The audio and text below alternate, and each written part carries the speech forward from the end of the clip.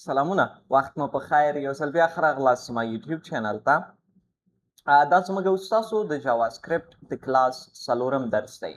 او په دې درس کې به موږ تاسو په JavaScript کې دننه په یو نوې موضوع باندې کار کوو چې هغې ته موږ تاسو سینټیکس ویلی شو ګورئ JavaScript کې د سینټیکس موضوع یا په هر پروګرامینګ لانګویج کې د سینټیکس موضوع ډیره مهمه اوسي ځکه په سینټیکس کې تاسو د یو پروګرامینګ لانګویج دغه سټرکچر باندې ځان پوه کوئ چې دغه پروګرامینګ لانګویج څه رقم جوړیږي پروګرامینګ لانګویج څه رقم موږ تاسو لیکلی شو د دې سینټیکس څه رقم دی نو لومړی خو راځو what is syntax syntax خپله څه شی دی ګورئ syntax rules syntax are the rules how programs must be constructed سینټیکس خپله رولز دي چې څنګه یو پروګرام باید څه شي جوړ شي کنسټرکټ شي یعنی سینټیکس خپله رولز ته ویل کېږي قوانینو ته ویل کېږي صحیح ده د کوم په واسطه چې یو پروګرام جوړیږي صحیح ده نو په سینټیکس کې لومړنۍ او تر ټولو مهمه موضوع دا دی چې څنګه موږ تاسو کولی شو چې یو ویریبل څه شی کو جوړ کړو دا موضوع چې دی تر ټولو مهمو موضوعات څخه موږ سره په JavaScript کې او په هر پروګرامینګ لانګویج کې همدا یو له مهمو موضوعات څخه دی چې څنګه موږ تاسو کولی شو چې یو ویریبل ډیکلیر کړو چې په دې موضوع باندې موږ تاسو په روان درسونو کې منظم کار هم کوو چې څنګه یو ویریبل جوړیږي په دې کې دننه رولز رقم دي خو صرف زه تاسو ته دغه یو طریقه ښیم چې څنګه یو سمپل ویریبل موږ تاسو کولی شو چې جوړ کړو نو د ویریبل د جوړولو لپاره موږ تاسو سره تر ټولو اسانه لار چې کوم دی ګورئ په دې موضوعاتو موږ وروسته کار کوو چې ویریبل په څو ډوله دی او نور موضوعات تر ټولو اسانه لار یې دا دی چې ته د لیټ ویریبل جوړ کړې لیټ په استعمال سره لومړی ورته راسئ LET یعنې لیټ په ورته لیکي صحیح ده د لیټ لیکلو نه وروسته تاسو به دلته راسئ د خپل ویریبل نوم به ورته لیکئ فرض کې دلته دوی ورته نوم ورکړی X دلته یې Y نوم ورکړی هغې نه د لیټ نه وروسته به ته د خپل ویریبل نوم به ورته مشخصه کوئ چې ستاسو د ویریبل نوم څه شی دی فرض کې زه خپل ویریبل ته نوم ورکوم فدا صحیح ده او په دې ویریبل کې زه ورته یم چې ته سټور کړه څه شی په دې کې ولیکه فدا محمد خاکسار اوس یو کس له تاسو څخه پوښتنه کوي چې خپله ویریبل څه شی دی ګورئ ویریبل یو کانټینر په شکل کې دی یو بکسې په شکل کې دی یا د یو قطۍ په شکل کې دی کوم کې چې موږ تاسو یو څیز ساتو فرض کې په کور کې به تاسو ډېر پام کړی اوسي بوره چې کله موږ تاسو ساتو په یو قطۍ کې ساتو سمه ده کله چې بیرته زموږ ضرورت ورته کېږي هغه قطۍ نه بیرته څه کوو استفاده کوو یا موږ تاسو په عامه اصطلاح ورته بورهدانې وایو نو ویریبل هم همداسې یو څیز دی همداسې یو قطي دی یا همداسې یو ډبی دی او یا هم همداسې یو کانټینر دی په کوم کې چې موږ تاسو ډیټا ساتو چې کله بیرته زموږ تاسو ورته ضرورت شو بیرته استفاده کوو نو ویریبل هم همداسې دی ما د لیټ په نوم یو لیټ ویریبل ما د فدا په نوم یو ویریبل جوړ کړ او په دې کې ما سټور کړ یو سټرنګ چې هغې کې لیکل شوي فدا محمد خاکسار اوس بیرته زما ضرورت شو ورته زه غواړم همدغه ویریبل پرنټ کړم نو دې لپاره څه کولی شم دغلته ډایرکټلی راشم ډاکیومنټ ډاټ رایټ او زه دلته ورته ولیکم چې ته ماته فدا په نوم چې کوم ویریبل دی دی راته پرنټ کوه زه راځم دی سیف کوم نو تاسو کتلی شئ دلته همدغه لیکنه موږ تاسو سره څه شو پرنټ شو دا لیکنه ولې موږ تاسو سره دلته پرنټ شو ځکه موږ تاسو ورته وویل چې موږ ته فدا په نوم چې کوم ویریبل دی دی پرنټ کا نو فدا ویریبل کې دننه موږ تاسو سټور کړي دي فدا محمد خاکسار هم سټور کړی نو دا به دلته موږ تاسو سره څه کېږي پرنټ کېږي فرض کوئ که چیرې تاسو په یو قطۍ کې بوره اچولې اوسي او بیرته تاسو دا قطۍ راخلی او له دې قطۍ څخه استفاده کوئ دا کوم څیز چې پکې دننه دی دا په یو بل څیز کې اچوئ نو هغه حالت کې به څه کېږي چې څه شی پکې و هماغه به تاسو ته ښودل کېږي که نه هماغه به تاسو ته درکول کېږي نو ویریبل هم همداسې یو سیم مثال لري دا خو شو د یو ویریبل د ډیکلیر کولو او جوړولو بله موضوع دا دی چې یوازې دا نه چې ته کولی شي چې یو ویریبل کې سټرنګ ولیکو کولی شي دغلته نمبر ورته ولیکې فرض کوي دغومره یو نمبر ما ورته دلته ولیکلو او زه راځم دی سیف کوم نو ګورئ ریزلټ کې به هم دا موږ تاسو سره پرنټ کېږي او ته کولی شي په یو ویریبل کې دننه چې کوم دی کمپیوټینګ هم تر سره کړئ یا جمعوري یا ضرب یا منفي عملیه هم تر سره کوی شئ تاسو صحیح ده لکه فرض کړئ زه غواړم چې دلته 340 جمع شي باید له 502 سره صحیح ده او زه دی سیف کوم نو ګورئ ریزلټ به موږ تاسو سره دلته راښودل کیږي ګورئ صرف دومره زده کوي چې ویریبل څنګه جوړیږي د دې مقصد نه هم تیر شئ چې ولې موږ تاسو استعمالوو ځکه په روان درس کې موږ تاسو په دې عملي کار کوو چې څنګه دی کار کوي ولې استعمالوو په دې ټولو موضوعاتو موږ تاسو کار کوو بل موضوع موږ تاسو سره دلته د JavaScript values دی ګورئ کله چې موږ تاسو په JavaScript کې values اچوو یا value لیکو نو the JavaScript syntax defines two types of values کله چې موږ تاسو یو value لیکو نو په دې کې موږ تاسو سره دوه رقمه values څه شی اوسي موجود اوسي په JavaScript کې یا خپل JavaScript چې کوم تاسو values دا syntax ته په دوه types باندې څه کوي define کوي چې په دې کې لومړنی هغه چې کوم دی دې ته موږ تاسو literal ویلی شو صحیح ده لومړنی موږ تاسو سره literal دی د یو ته موږ تاسو literal ویلی شو چې دې ته fixed values هم ویلی شو موږ تاسو صحیح ده چې دا ډایرکټلی تا لیکلی اوسي fixed value دی تا ورته ویلي چې دغه څیز پرنټ که ماته دې ته موږ تاسو literal values یا fixed values ویلی شو او دویم چې کوم دی ما تاسو ته مخکې ویل چې دې ته موږ تاسو variables ویلی شو صحیح ده چې variables تاسو ته معلومه دی چې یو کنټینر اوسي چې په هغې کې موږ تاسو ډیټا سټور کوو کله چې بیرته زموږ تاسو په کارېږي ورنه استفاده کوو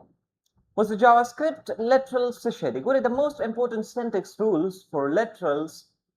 fixed values are literals په دې کې موږ تاسو سره fixed values چې کوم دی هغه ډېری څه شی اوسي numbers اوسي numbers are written with or without decimals نمبر یې موږ تاسو څه کوو د decimals نه decimal او decimals نه بغیر هم موږ تاسو کولی شو چې ولیکو فرض کړئ زه راځم همدغلته فکس ویلیو دې ته وایي صحیح ده ما فرض کړئ دلته ولیکه چې document dot write او دلته ما ورته ولیکه چې ته 300 دومره لیکنه دا ما ته څه کا پرنټ کا نو ګورئ دی به موږ تاسو سره دا پرنټ کوي دغه یو فکسډ ویلیو دی دې ته موږ تاسو فکس نمبر ویلی شو صحیح ده او په دې کې ته کولی شي اشاریه دار نمبر نه هم استفاده وکړي فرض کړئ یو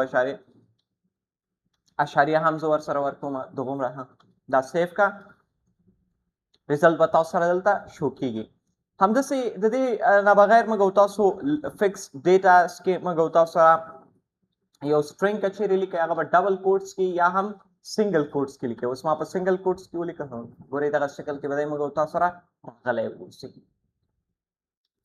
نو دغه ته موږ تاسو literals کې دننه fixed values ویلی صحیح ده چې ډایرکټلی فکس اوسي تاسو سره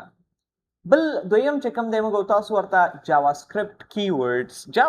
keywords are used to define actions to be performed بل موږ تاسو سره د JavaScript keywords دي صحیح ده چې د دې سره موږ تاسو څه کوو استعمالو دا د دې لپاره استعمالو تر څو موږ تاسو وکولی شي یو اکشن د پرفارم کولو لپاره دې ته څه وکړو ډیفینیشن ورکړو چې دغه اکشن ته پرفارم کا اوس یو ویریبل د جوړولو لپاره کیورډ موږ تاسو سره دوه دي یو لیټ دی او بل موږ تاسو سره کانسټ دی صحیح ده یو لیټ او بل کانسټ دی چې ډېر یوزفل دی صحیح ده چې ډېر زیات استعمالیږي او د var په نوم هم دی var variable خو دا دواړه پکې ډېر استعمالیږي ګورئ دای ته بیا موږ تاسو څه ویلی شو د دویم یو ته موږ تاسو ویلی چې یو موږ تاسو سره فکسډ values اوسي چې هغه ما تاسو ته وښودل چې کوم کوم values سي بل موږ تاسو سره variables سي نو دغه کیورډ چې کله موږ تاسو ورسره استعمال کړه var let او const دې ته بیا موږ تاسو څه ویلی شو variables ویلی شو اوس صرف مقصد واخلئ چې د څه لپاره استعمالیږي صحیح ده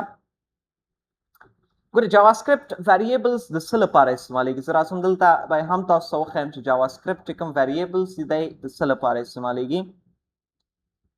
یا به داسې کار وکړو په دې موضوع به روانو درسونو کې کار وکړو موږ تاسو به په دې درسونو کې صرف په سینټیکس باندې کار وکړو تر څو تاسو په سینټیکس باندې پوه شئ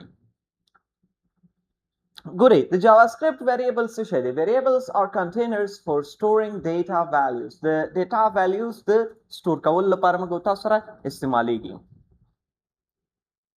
variables must be identified with unique names. دا باید له unique نومونو سره شي جوړ شي.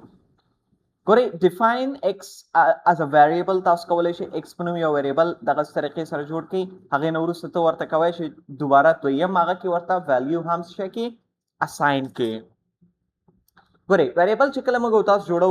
ما تاسو ته مخکینی مثال کې وویلي چې variable جوړولو لنډه لاره ما تاسو ته وښودله. موږ تاسو کولی شو چې یو variable داسې هم جوړ کړو چې لومړی ورته ولیکو چې let فرض کې د x په نوم ما یو variable جوړ کړ او زه دلته اوس x ته value ورکوم. نو ته داسې هم کولی شې x is equal to فدا x is equal to فرض کې دغومره یا زه ورته ډایرکټلی خپل نیم لیکم. صحیح ده. نو ګورئ یو ځای کې موږ تاسو variable جوړ کړ بل ځای کې موږ تاسو variable څه کړ variable ته ډیټا ولېږله. اوس که چیرې زه راځم ورته یم document dot write او زه ورته وایم چې x په نوم چې کوم variable دی دا پرنټ کا. نو ګورئ فدا به موږ تاسو سره دلته څه کېږي پرنټ کېږي. نو دا هم یو اگزامپل و چې په دې موضوعاتو باید تاسو کار هم وکړئ. بل مهمه موضوع په دې کې موږ تاسو سره د JavaScript identifiers دي چې ګورئ an identifier is a name you give to a variable. identifier یو نوم دی چې ته یو variable ته ورکوي. صحیح ده. rules for identifiers د دې لپاره مهم rules دي چې دا باید تاسو زده کړئ. لومړنی رول په دې کې دا دی must start with a letter. دا باید د یو letter سره شروع شي or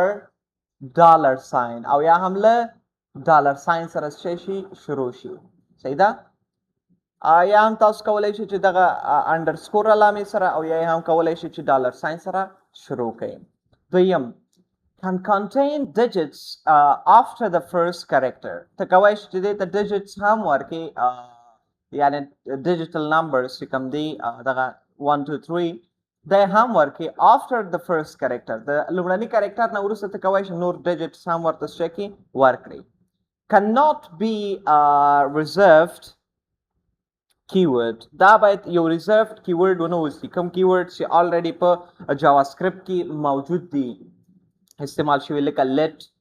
let خو د variable define کولو لپاره استعمالیږي. ته د let په نوم بل variable نشي جوړولی یا هم const یا if یا etc نور چې کوم د JavaScript خپل keywords دي دا ته نشي کولی چې د variable نوم په استعمال په هغې استعمال کړي. are case sensitive او دی څه شی دی case sensitive دی. صحیح ده. یعنی فرض کړئ که چیرې زه راغلم او ما یو variable جوړ کړ د ګورئ زه راغلم یو variable ما جوړ کړ let د فدا په نوم. صحیح شو. او په دې کې ما ډیټا سټور کړه فرض کړئ فدا محمد او زه راغلم بیرته یو بل variable ما جوړ کړ په کوچني یعنی ټولې تورې ما په کوچني حرفونو باندې لیکلي. یو مې هم زه به راشم دی به بیخي په لویو حرفونو کومه. صحیح ده. فدا او دی مې ټول په کوچني تورو باندې ولیکه او زه راځم دی کې دننه ورته څه کوم دلته ورته string کې دننه لیکم فدا محمد او زه راځم دی ټول چې کوم دی اپر کیس څخه کنورټ کوم فدا محمد او زه دی سیف کوم. کله چې زه اوس راشم پرنټ نه هغه پایتون کې دی موږ تاسو سره document dot write او زه راځم دلته ورته وایم چې ما سره ته فدا پرنټ کا. صحیح ده. فدا په نوم چې کوم variable دی دا ما سره پرنټ کا او زه راځم دی سیف کوم. نو ما سره به کوچنی لیکنه پرنټ کېږي دویم چې کوم دی. او که چیرې زه راغلم همدې په ځای ما ورته دلته ولیکه چې ته ما سره دغه په غټو تورو باندې چې کوم فدا دی variable دی دا ماته پرنټ کا. نو ګورئ دی به موږ تاسو سره پرنټ کېږي. صحیح ده.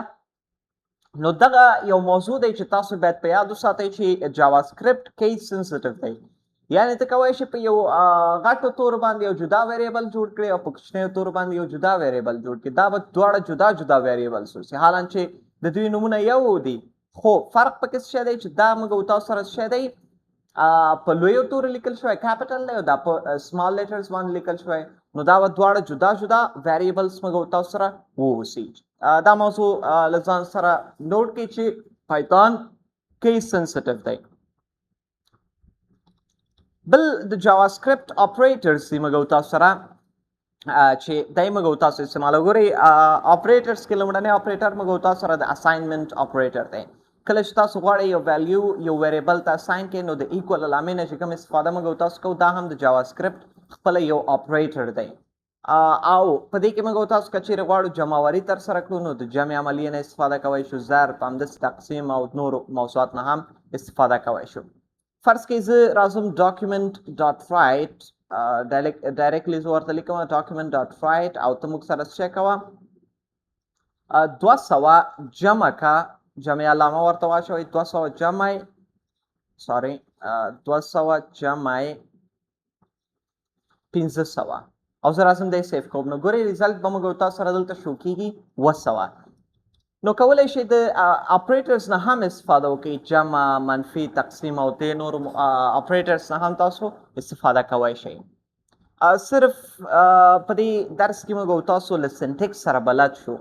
بل چې کوم موږ تاسو سره کامنټس دي ویریبلز دي په دې کې موږ تاسو سره اپریټرز وو چې کوم موږ تاسو لږ لږ ویلي دې ټولو باندې موږ تاسو وروسته کار کوو صحیح ده ګورئ لاست نیم دا دواړه وایي جدا جدا ویریبلز دي یو چې دی په کیپیټل لیټرز باندې شروع شوي دي او دویم چې دی په ټول په سمال لیټرز باندې نو دا به څه کېږي دا دواړه موږ تاسو سره ډفرنټ یا جدا ویریبلز دي JavaScript in camel case. Historically, programmers have used different ways of joining multiple words into